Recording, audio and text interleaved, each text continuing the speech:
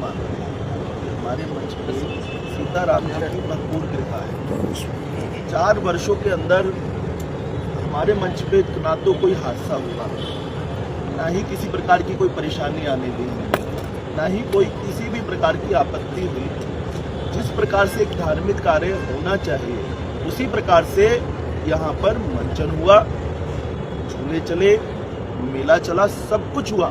लेकिन प्रशासन ने फिर भी हमें परेशान किया परमिशन के लिए।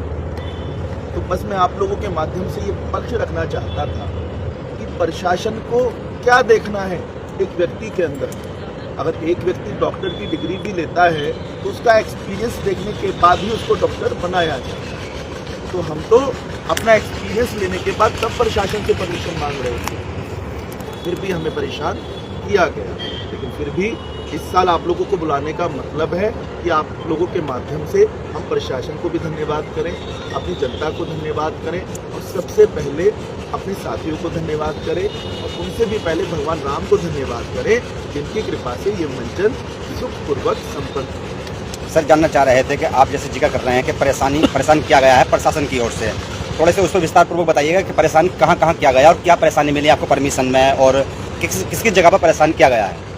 ये मंचन का 4था साल है और 4थे साल के अंदर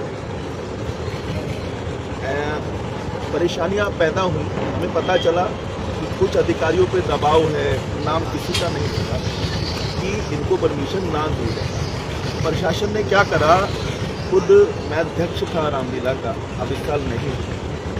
तो प्रशासन ने क्या करा, मेरे रिकॉर्ड निकाले, जो मुकदमे मेरे ऊपर नहीं है उन मुकदमों का जिक्र किया। तो नहीं है, अपनी प्रॉपर्टी, अपनी चीज की रखवाली करने का अधिकार मुझे प्रभु ने दिया है, लेकिन मुकदमे दर्ज होना अपराध की श्रेणी में नहीं आता। तो प्रशासन ने हमें परमिशन देने से मना कर दिया। मैंने कहा चलो साहब ठीक है, हमारे अंदर दिक्कत हो सकती है, हमारे पंडित जी के अंदर तो दिक्कत नहीं है, इन्हें दे दो। चलो जी, पंडित जी को भी मना कर दिया। चलो जी, पंडित जी भी बहुत गंदे आदमी है, हमारे कमल मेहरा जी को दे दो ना जी, ये भी बहुत गंदे हैं, हम इन्हें भी नहीं देंगे। हमने कहा जी किसी और को दे दो। तो प्रशासन ने हर वो रास्ता अपनाया पुलिस ने कि हमें परमिशन ना दी जाए बिल्कुल भी। मतलब उन्होंने ये कह दिया कि अगर तालाब के अंदर एक मछली खराब है तो पूरा तालाब गंदा हो गया। वो भी खराब नहीं है तो मुझे अपराधी तो आप तब बोलोगे जब मुझे किसी में सजा हो गई हो, किसी केस के अंदर मैं वांछित हूँ, कहीं से भगोड़ा घोषित हूँ, रामलीला में नहीं चला पा रहा, मैं कोई गलत काम कर रहा हूँ। मैंने तो कोई गलत काम नहीं किया, उसके बावजूद भी मेरे ऊपर आरोपों की झड़ी लगाई गई। मेरे लिए थाने से एक इंस्पेक्टर ने पूरा का पूरा मेरे करेक्टर सर्टिफिकेट बना के भेज दिया। ये मुझे आज पता चला कि पुलिस करेक्टर सर्टिफिकेट भी देती है। एक एसएचओ पर्सनल एक व्यक्ति का करेक्टर सर्टिफिकेट इश्यू करता है। तो इन्हीं सब चीजों को लेके काफी विवाद रहे। फिर इन सब चीजों को लेके हम हाई कोर्ट गए और हाई कोर्ट ने उनसे वही सवाल किया कि चलो भाई बंसल जी में परेशानी है, मान गए, किसी और के नाम से दे दो भैया। तो समाज का कार्यक्रम है, बंसल जी के घर की बेटी की शादी तो नहीं है ना, समाज का प्रोग्राम है, ये रामलीला का मंचन है, समाज को संदेश देने के लिए है। तो फिर हाईकोर्ट की बात मानते हुए दिल्ली पुलिस ने हमें परमिशन दी। फिर भी थोड़ा जानना चाह रहे थे कि क्या इसके अंदर राजनीति षड्यंत्र रचा गया है पुलिस को आगे करके, या कोई आपका निजी ही झगड़े चल रहे हैं लोगों से। मैंने मना किया आपको, मगर फिर भी आपने पूछा है तो मैं बता दूं, ये टोटल राजनीति थी, प्योर राजनीति थी, गंदी राजनीति थी, बहुत गंदी राजनीति थी। क्योंकि ये मंच दीपक बंसल का नहीं है। दीपक बंसल, मेरे से कहा गया इस्तीफा दे दो, मैंने 1 मिनट नहीं लगाया इस्तीफा देने में। मैंने कहा जी तुरंत मेरा इस्तीफा ले लो, मैं कौन होता हूँ सर, मैं तो राम भक्त हूँ, मुझे भगवान की सेवा करनी है। ये मंच 4 साल से है, ये 50 साल तक ग्राउंड खाली पड़ा रहा, 60 साल तक खाली पड़ा रहा, 100 साल तक खाली पड़ा रहा। यहाँ पर लोग शराब पीते थे, यहाँ पर उल्टे सीधे काम करते थे, कोई देखने वाला नहीं था। जब से यहाँ पे रामलीला का मंच शुरू हुआ, लोगों ने यहाँ गलत काम करने छोड़ दिए। ये भगवान का मंदिर बन चुका है। सर, ये समस्या इसी साल हुई है या पहले आपने आयोजन किया उसमें भी? बेटा सिर्फ इस साल, मैं आपको बताऊं, सिर्फ इस साल हमें ये समस्या हुई और इस साल हर वो प्रयास किया गया जिससे हमें परमिशन ना मिले। हमें हर वो परेशानी भुगतनी पड़ी जो हमें 3 साल तक नहीं भुगतनी। फिर भी हमने कुछ खबरें भी देखी हैं आपके जो खिलाफ चली हैं एक तरीके से, और रामलीला को लेकर भी सवाल उठाए गए हैं। इसके अंदर ये भी कहा गया कि भाई हाई कोर्ट की ओर से आपको बिल्कुल मना था। खबरों में बताया जा रहा है कि आप मंच पे भी नहीं चढ़ सकते हैं और आप मंच पे दिखाई दिए। हाई कोर्ट का एक सीधा सा आदेश था कि अगर किसी व्यक्ति के ऊपर कोई आपराधिक कैटेगरी में मुकदमे हैं तो वो अपनी ऑफिशियल उसमें मंच पे नहीं जाएंगे। मैंने हाईकोर्ट के आदेश का सम्मान किया और सम्मान करके तुरंत इस्तीफा लिखा।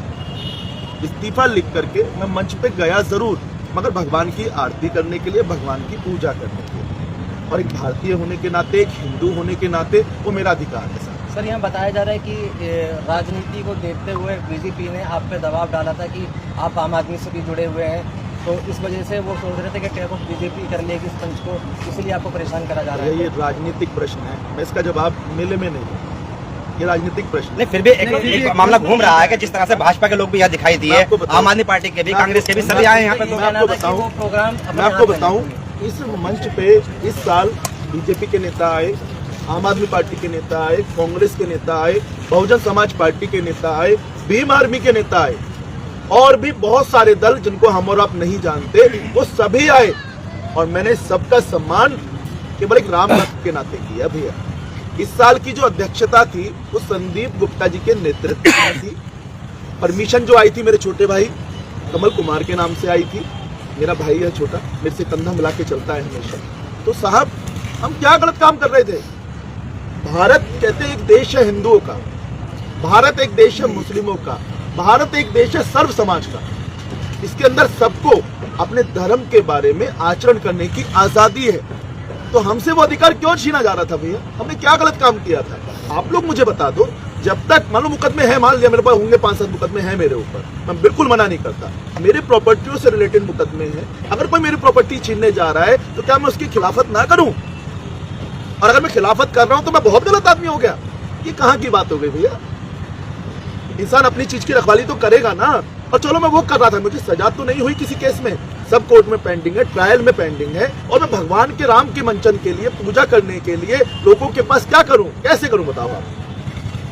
कौन सा रास्ता अपनाऊं? तो मैंने हर वो रास्ता अपनाया, फिर भी मुझे लास्ट में कहा गया भैया आप इस्तीफा दोगे।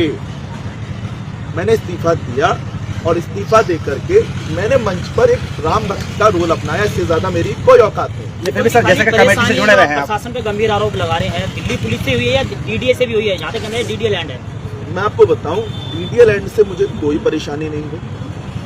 मुझे परेशानी हुई केवल पुलिस विभाग से।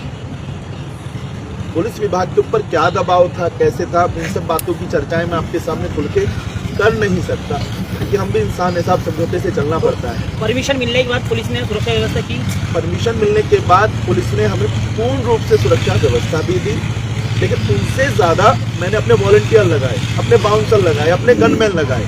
मेले के अंदर एक एक दिन में मैंने 80-80 बाउंसर लगाए। हमारा मेला एक ऐसा मेला, आप मेलों में और जगह भी जाइए, आप देखेंगे आपको बाउंसर नहीं मिलेंगे, आपको लोगों की सुरक्षा नहीं मिलेगी। जब आप जाएंगे ना, वहाँ 2-4 हादसे जरूर हुए होंगे।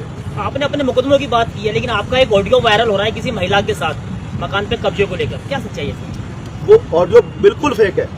जिस व्यक्ति ने वो ऑडियो वायरल किया है, मैं उस पर मानहानि का मुकदमा भी कर रहा हूँ, और मानहानि के मुकदमे के अलावा उनसे पूछूंगा कोर्ट में जाके कि ये ऑडियो आपके पास आया कहाँ से, इसको आपने कैसे बनाया। तो ये जितनी भी ऑडियो है, वीडियो है, ये सबके सब रामलीला से पहले ही क्यों वायरल की गई है? ये सब इसी का मकसद हटाने का था। सवाल में ही जवाब छिपा है ना सब, आपके सवाल में जवाब छिपा है सीधा सीधा। रामलीला से पहले या रामलीला के दौरान ही सबको याद आया बंसल जी बहुत गंदे आदमी है। उससे पहले तो बंसल जी बहुत अच्छे आदमी थे। सबको याद आया क्योंकि रामलीला छिन्नी थी ना बंसल जी से। रामलीला ऐसे लग रहा है बंसल जी की घर की बाप होती है, ये तो भगवान का मंच थोड़ी ना है ये तो बंसल जी अपनी चलाते हैं यहाँ पर। तो मैं किसी का सम्मान थोड़ी ना करता हूँ, मैं लोगों को पटका थोड़ी ना पहनाता हूँ, लोगों से आरती थोड़ी ना करता हूँ। मैं आपको बताऊँ, मैं खुला चैलेंज दिल्ली को भी सबको देता हूँ एक तरीके से। मेरा मंच एक ऐसा मंच है, अगर कोई नॉर्मल व्यक्ति भी आता है तो इस मंच पे आरती करता है साहब। रात को मैं खुद घोषणा करता हूँ कि मेरे भाइयों आप मंच पर आओ, ये भगवान का मंच है। साल में 365 दिन होते हैं और 365 दिनों में 354 दिन आप भगवान की फोटो से पूजा करते हो। मात्र 11 दिन मिलते हैं जिनमें आप भगवान की साक्षात पूजा कर सकते हो। तो आप मेरे साथ आओ, मंच पे आरती में शामिल हो और भगवान की जय जयकार करो। देखो, दिल्ली सरकार ने ऐलान किया था कि जितनी भी रामलीलाएं दिल्ली में हो रही है हम बिजली फ्री देंगे। सर, अपनी रामलीला को बिजली फ्री मिली? अभी तक हमें नहीं पता भैया, मुझे जब बिजली का बिल आएगा तब हमें पता चलेगा कि दिल्ली सरकार ने क्या सुविधा दी। देखो जी, आखिरी सवाल ये है कि कहीं ना कहीं आप कह रहे हैं राजनीतिक रूप से साजिश है ये, और ये इस समय वर्तमान में केंद्र में भी और दिल्ली में भी बीजेपी की सरकार है, कहीं ना कहीं यानी कि आप बीजेपी पर निशाना साध रहे हैं? नहीं, मैं बिल्कुल आपसे पहले कह चुका हूं कि राजनीतिक सवालों का जवाब मैं नहीं दूंगा। मैं बिल्कुल आम आदमी पार्टी का कार्यकर्ता था, हूँ। मैंने बीजेपी या कोई दूसरी पार्टी अभी ज्वाइन नहीं करी, लेकिन यहाँ पर मैं केवल एक राम भक्त हूँ साहब। मैं किसी पार्टी का आदमी नहीं, किसी पॉलिटिक्स का आदमी नहीं। मेरे भैया सोनू भैया बीजेपी के नेता हैं, लेकिन इन्होंने भी यहाँ पर सिर्फ एक राम भक्त का रोल अपनाया। यहाँ पर हर वो सेवा करी। हम लोग भैया सुबह आ जाते हैं ग्राउंड में, 7-8 बजे आ जाते हैं, रात को 3 बज रहे हैं, 4 बज रहे हैं, हमें नहीं पता कितना समय लगता है। ये बहुत मेहनत का काम है। इतनी मेहनत करने के बाद हम अपने आप को सफल तब मानते हैं जब भगवान सीताराम जी का आशीर्वाद हमें मिलता है, हमारे बच्चे स्वस्थ होते हैं और जनता को हम उनके आदेशों से, उनके आशीर्वाद से अवगत करा सकते हैं। चलिए, भविष्य की बात अगर सोच ली जाए, दीपक जी, भविष्य की बात सोची जाए तो क्या आप मांग करना चाह रहे हैं, क्योंकि हाई कोर्ट और दिल्ली सरकार या यूँ कहा जाए केंद्र सरकार बहुत सिस्टम है जो कि जुड़ जाते हैं एक रामलीला कमेटी से या यूँ कहा जाए रामलीला से, तो किससे क्या मांग रखना चाहते हैं आप? साहब मैं तो कोई मांग नहीं रखना चाहता, बस यही कहना चाहता हूँ कि जब भी कोई विवाद होता है तो इंसान ना दोनों पक्षों को सुनता है। एक पक्ष ये फैसला नहीं देता, लेकिन हमारे साथ हुआ, हमारे साथ एक पक्षीय फैसला दिया गया। मान लो एक पक्ष ने आरोप लगाए, उसको मान लिया गया, जो कि आप लोग मुझे बता दो क्या ये तर्कसंगत है? मुकदमे है, मान लिया मैंने। मुकदमे क्या पिछले साल नहीं थे मेरे ऊपर? 2024 में नहीं थे, 2023 में नहीं थे, 2022 में नहीं थे, तब तो मुझे परेशान नहीं किया गया। मैंने ऐसा इस साल क्या हो गया कि दीपक बंसल अपराधी हो गया बिल्कुल।